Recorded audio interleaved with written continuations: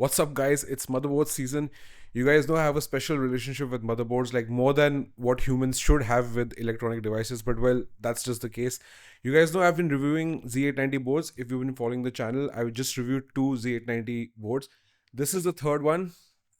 It's the MSI Z890 Tomahawk Wi-Fi, the MAG Z890. The first two Z890 boards that I reviewed, they offer different segment. This one is offer different segment. But the point that I'm trying to make here is in motherboards, it's really tricky. Like what motherboard suits you might actually be the cheaper motherboard suits you more than the expensive motherboard. And I'll prove that point again, like how I proved it last time. So, okay, let's go get into the motherboard. I'll give you some background of the Z890 Tomahawk Wi-Fi motherboard. So the Tomahawk series is MSI's like mainstream gaming series. They usually give you most of the good features over there. They don't give you all the luxury features, as you guys know how much Sahil loves his luxuries. But you know, this one, the Tomahawk, has actually some decent luxury features. So, okay, I'm gonna begin with unboxing this board and let's see what we get in the package.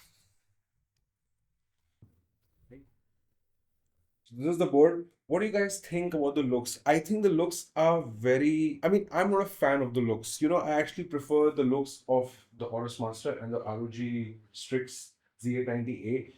Yeah, the Z890A looks pretty sexy. The Aorus Master also looks sexy. This one is a little, it's okay. I mean, you know, it's not that I would notice it. I mean, okay, first of all, let me clear this. Like, motherboard looks don't matter to me. Everyone wants to know about how it looks like. Oh, does it look good? Blah, blah, blah.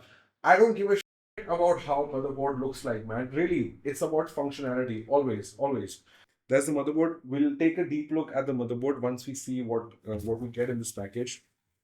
So mostly it's the generic stuff, you know, your SATA cables, yeah, another SATA cable, and you have the M2 locker, and you also have the M2 latch, and then you have these nuts, and then you have the,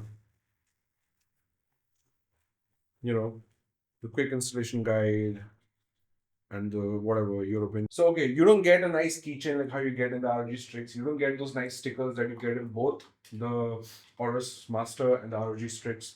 You don't get none of that. Who needs that? Now next, look at the Wi-Fi antenna module over here. So this motherboard supports Wi-Fi 7. This thing is fully magnetic. I mean, you see these points, these are magnetic. And this thing slides out, slides in like this. So, well, yes, it definitely will ensure a stable like base to your Wi-Fi antenna. Like if I just place it over here, this thing is fully metallic. So yeah, like sturdy base. But sometimes people don't have the top part to be fully metallic. Like say this one, if you look at this cabinet, this is fully glass. So this won't actually make sense with that cabinet. It will make sense with this cabinet. This can be a great thing for you if you have a cabinet with exposed metallic parts. It can be a terrible thing for you if you don't have any metallic exposed parts, then you just have to like place it. So yeah, but still, I mean, I like it. It's not adjustable like the Asus one. Here, can I put it reverse? No, I can't put it in the reverse mode. This is the only way it goes.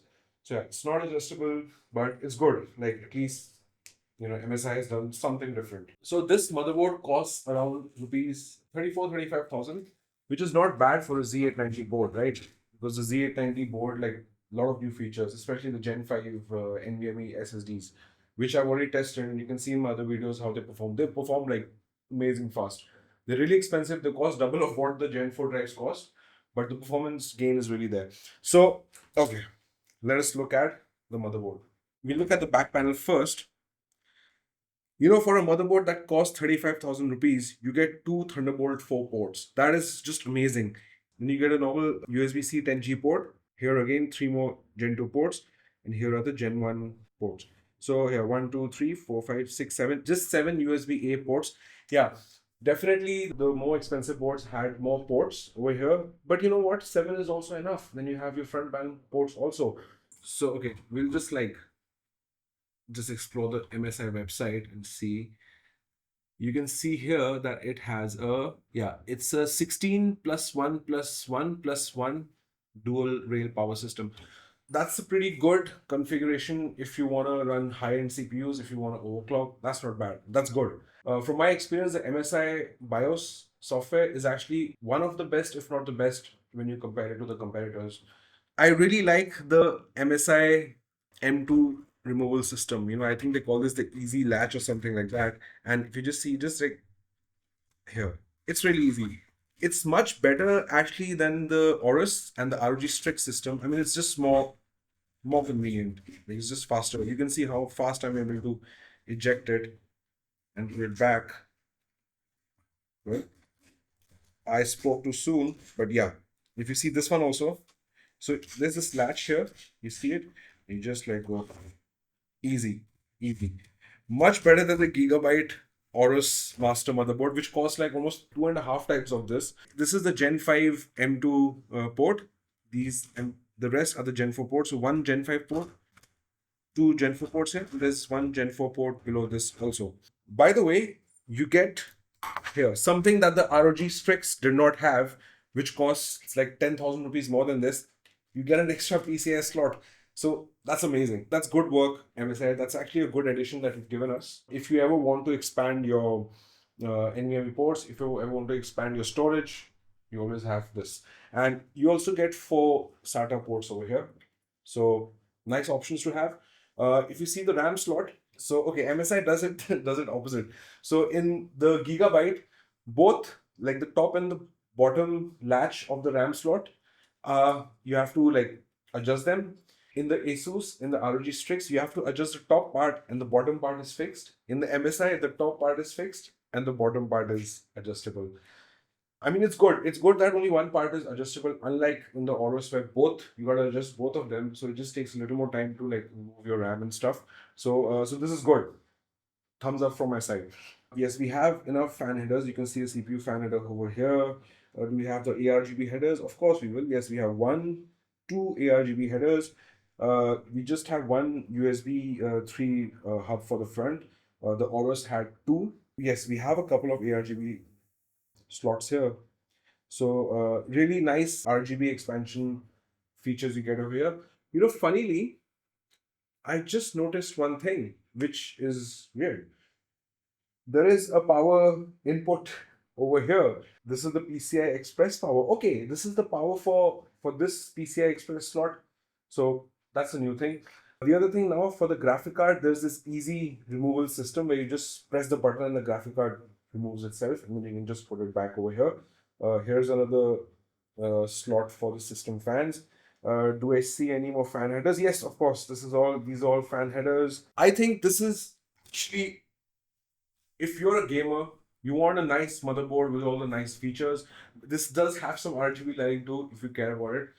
If you're a gamer and you want like all the nice features that you want to have, but you don't want all of it, if you're willing to compromise on some things like, not 10 USB-A connectors, just 7, the MSI MAG Z890 Tomahawk Wi-Fi is actually a great motherboard. So by the way, that's Wi-Fi 7. Okay, Sahil, if you wanted to pick between the Tomahawk and the ROG Strix A, I would definitely pick the Tomahawk, even though this is cheaper than that. Because what this is offering me, that is not. This is offering me more Thunderbolt 4 ports. This is offering me one more PCI Express slot. So, by the way, for the price, you also get the display here, which displays you like the code of any errors in the motherboard. This thing really helps you troubleshoot. I mean, obviously you have these 4 debug LEDs, which really help a lot. But this thing actually makes it even more better. It makes us troubleshooting the errors in your RAM, in your CPU, in your GPU much more better, much more faster. And later, when my system is all like cool and set up, I use this to display the temperature of the CPU. So really helpful. For a motherboard of this price, actually I don't see this on most mid-range boards. Like even the Asus ROG did not have it, but this one has it. So that's great. Actually, that's a great addition, MSI.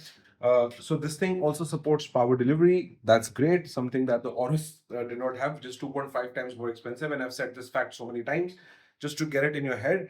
So if you see here, you get SPDIF out, you get the mic in, and you get the out.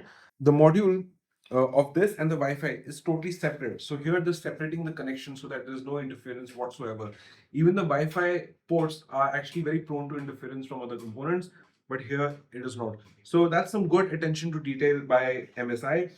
Yes, you get the HDMI port here. Again, the Aorus Master does not have the HDMI port in the motherboard. Such an expensive board, but none of these features. The I/O port is fixed over here.